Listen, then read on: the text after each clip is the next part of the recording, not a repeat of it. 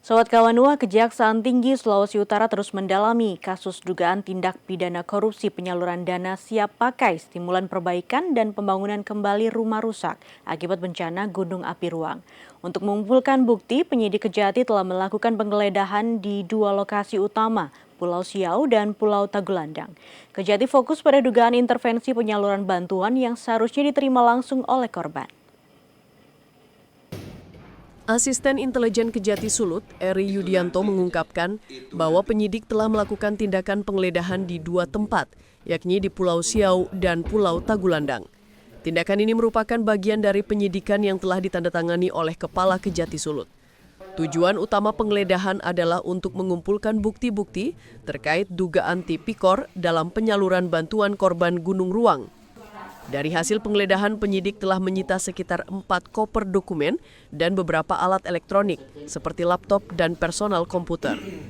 Eri Yudianto menjelaskan penyidikan ini dilakukan karena adanya indikasi penyimpangan dari petunjuk teknis Kepala Badan Nasional Penanggulangan Bencana. Sesuai Juknis, penyaluran bantuan harusnya dilaksanakan langsung kepada pihak korban, tanpa adanya intervensi dari pihak manapun, termasuk pemerintah daerah. Dugaan intervensi inilah yang menjadi subjek utama penyidikan. Yaitu teman-teman penyidik melakukan penggeledahan di dua tempat, yaitu di Pulau di Siau dan Tagulandang, terkait dengan tindak pidana korupsi bantuan akibat bencana Gunung Ruang yang terjadi 14 April 2024.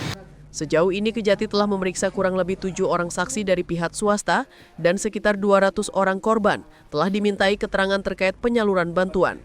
Diketahui anggaran yang disediakan untuk bantuan bencana tersebut mencapai 35 miliar rupiah. Penyidik berharap bukti-bukti yang telah disita dapat segera digunakan untuk memanggil pihak-pihak lain yang bertanggung jawab terhadap penyaluran bantuan tersebut. Eka Putra melaporkan untuk Kawanua TV.